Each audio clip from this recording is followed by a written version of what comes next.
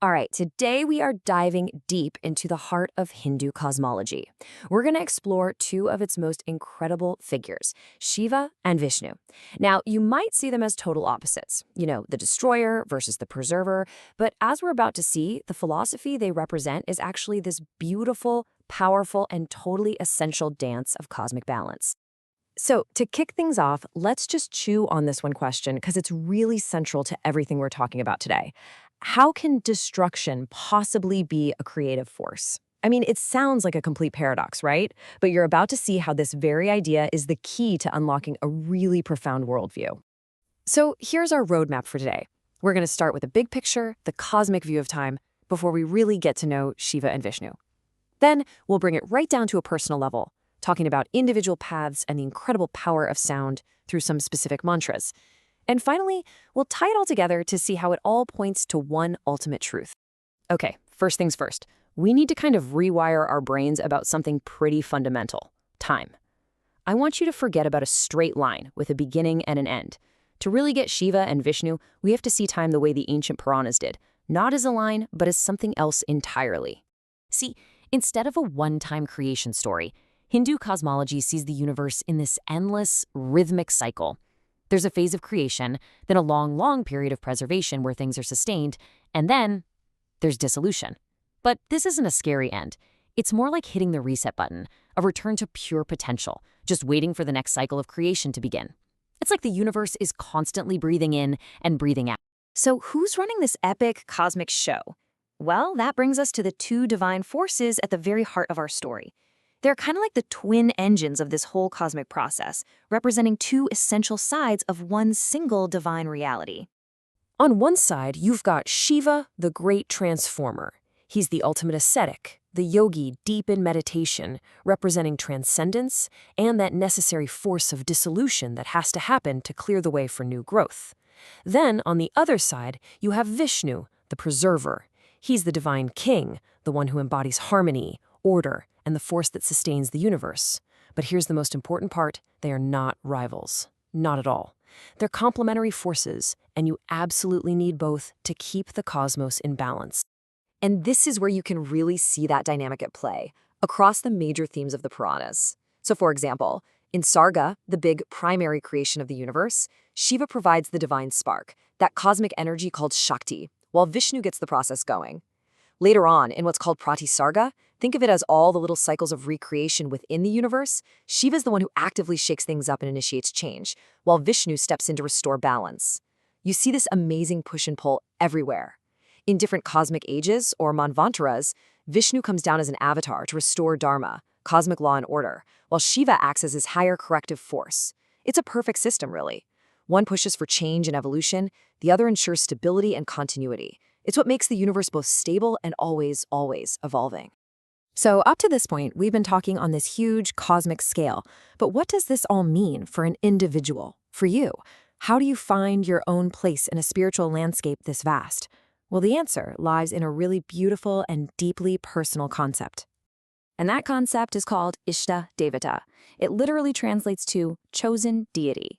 Now hold on, this does not mean picking your favorite god from a lineup of competing gods. No, it's way more profound than that.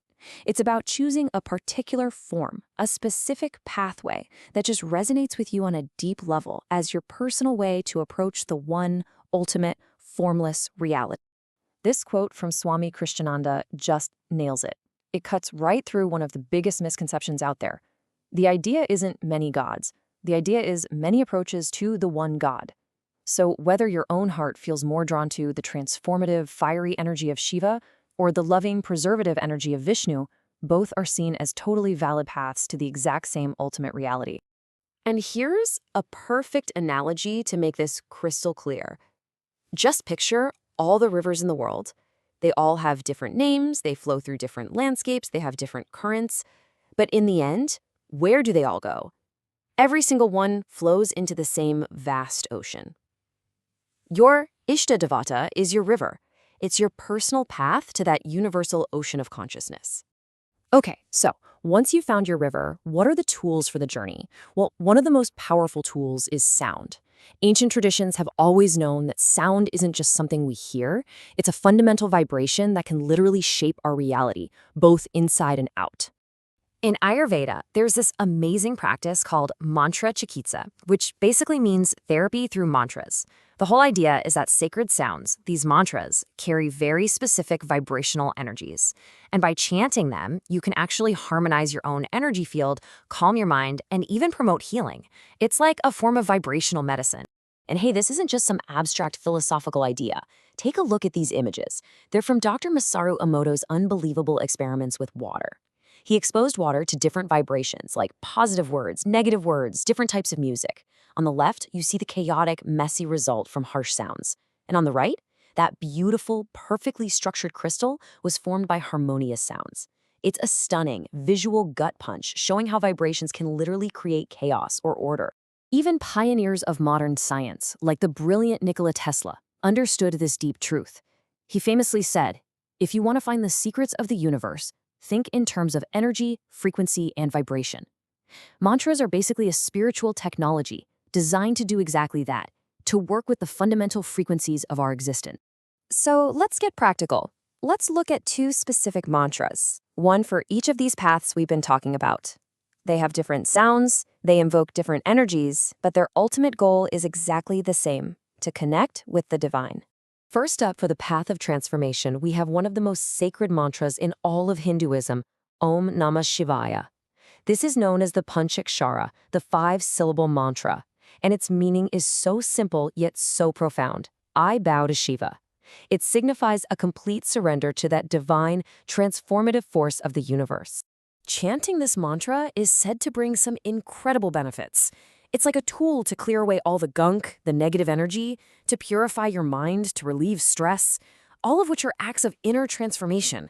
It helps you dissolve the old to make room for the new, plugging you directly into that powerful cosmic energy of regeneration.